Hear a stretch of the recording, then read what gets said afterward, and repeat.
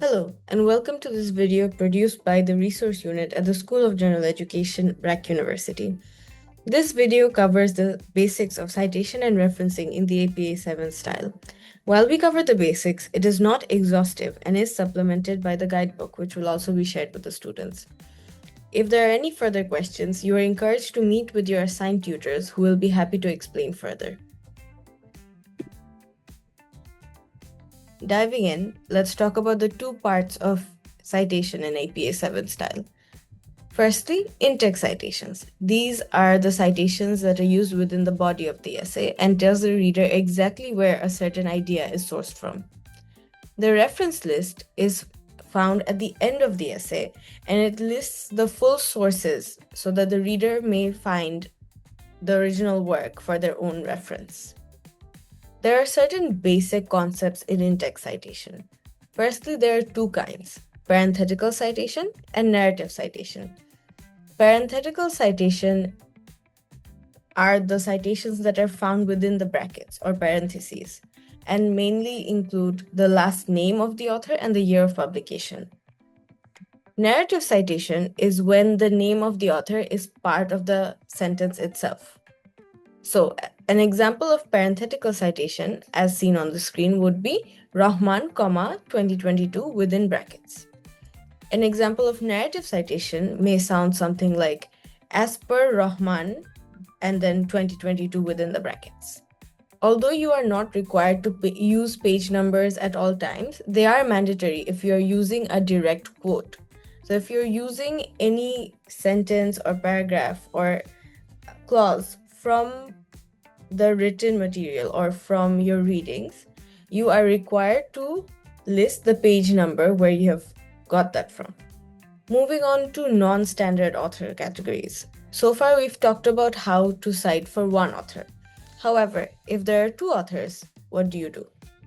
For parenthetical citation, you simply name both authors, but do keep in mind that the sequence of author names is important. So the author whose name appears first on the reading should always be named first, and then second, and then third, and as follows. So for two authors, you name both in the previously mentioned style. For three or more authors, you do not mention every single author anymore. Here you use something called et al. So et al is this abbreviation that we can see on the screen, and it denotes that there are multiple authors, two or more, after the name of the first author. This is what we'll use for 3 or more up to 20 authors if a paper has them. The style of citation goes for both parenthetical and narrative citation, as we saw in the previous slide. What if the author is not a person but an organization? In that case, citation is even easier. You simply name the organization. So as per the example that we can see on the screen, you may just write UN Women or WHO or IMF. That will act as the name of the author. In terms of translations, we emphasize, of course, the name of the author, but also the year of publication. A translation may have been produced, the first production of that written work may have been done earlier than the next.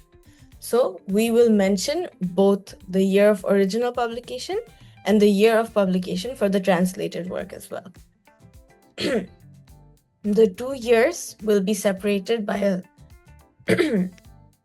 by a slash as seen on the screen. Lastly, for in-text citations, you have newspaper articles.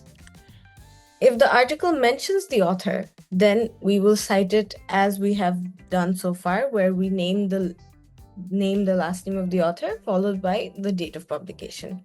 However, if the author's name is not mentioned, then we will mention the title or the short title of the article, as seen on the screen in this example. We will not mention the name of the newspaper because that does not give the reader enough information about the piece of work that is being used. Moving on to the reference list. There are certain basic rules to remember for a reference list. For example, a reference list should always be arranged in alphabetical order. The format of the author's name is very important, where you start with the last name of the author, followed by a comma, and then the first and middle names initials. All the authors' names should be mentioned in this format, up to 20 authors. For title of work, you will only capitalize the first letter of the first word of both the title and the subtitle, meaning the first word after a colon or a dash in the title. And proper nouns should also always be capitalized. You should always use italics for longer works, for example, books, newspapers, or the journals, because these are called container work, and these titles are separated using italics. The volume numbers should also be in italics for journals. Lastly, your reference list should always be in a hanging indentation format, never with bullet points or numbered. This is mentioned clearly, and there is a link here on the screen that you can click to see exactly how you may do this in both MS Word and Google Docs. Let's dive into a few different examples, some common examples. So let's start with a journal article.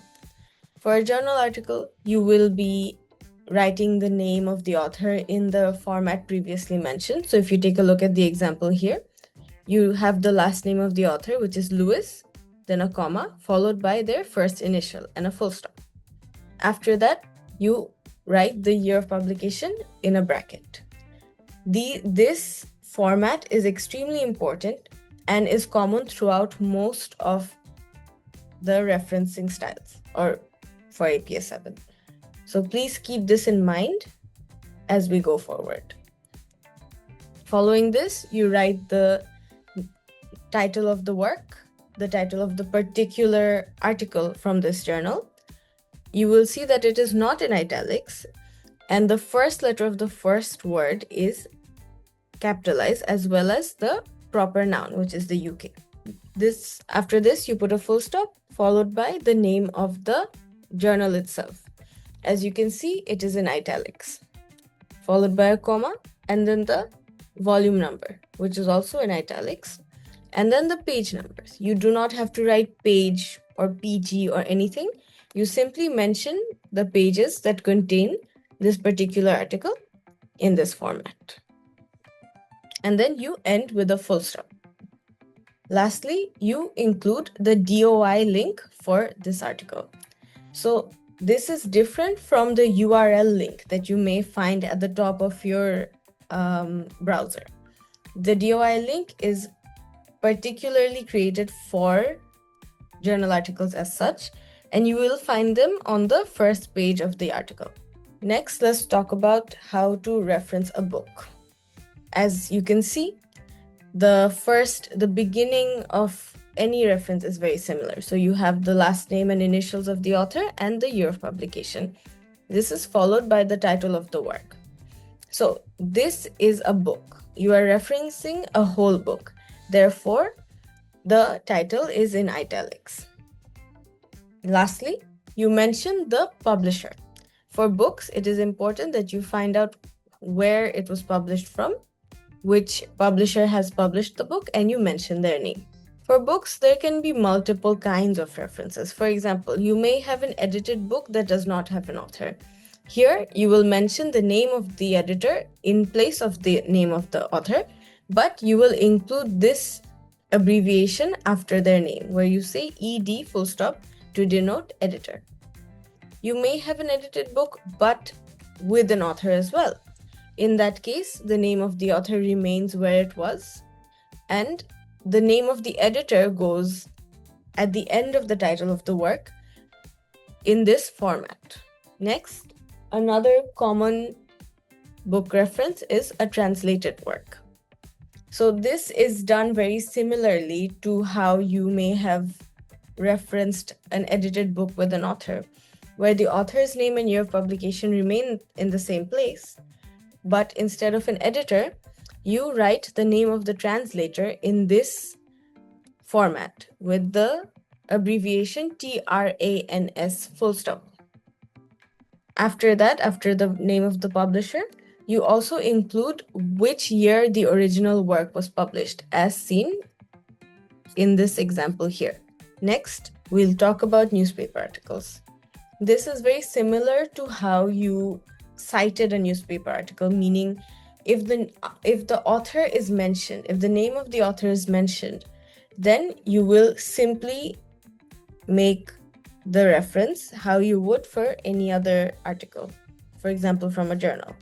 However, the difference being here that you will include the full date of publication of this article, and you will also include the full URL. If you have taken the article from their online paper, then you will include the full URL as seen here. However, if there is no mentioned author, in that case, in place of the author's name, you will use the name of the article itself, followed by the full date, and then the name of the article, and then the full URL. At the end, this is what your reference list should look like.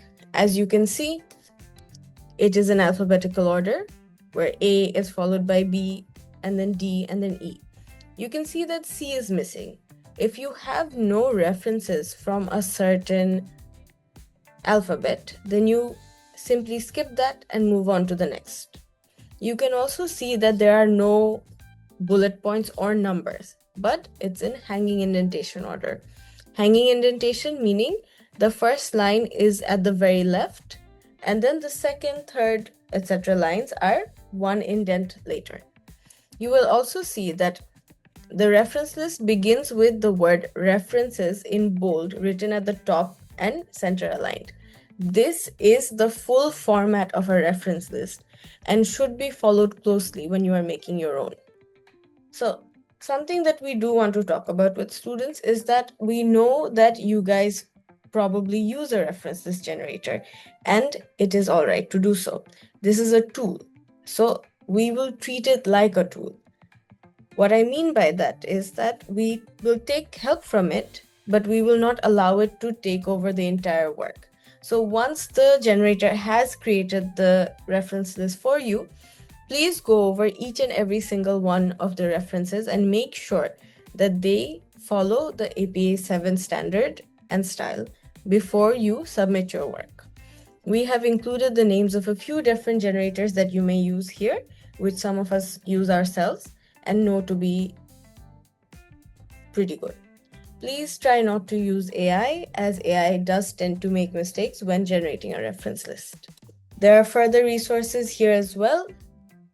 You will have access to these slides, and you will be able to access these resources, and you are encouraged to do so. Please get in contact with your assigned tutor if you have any questions. They will be happy to help.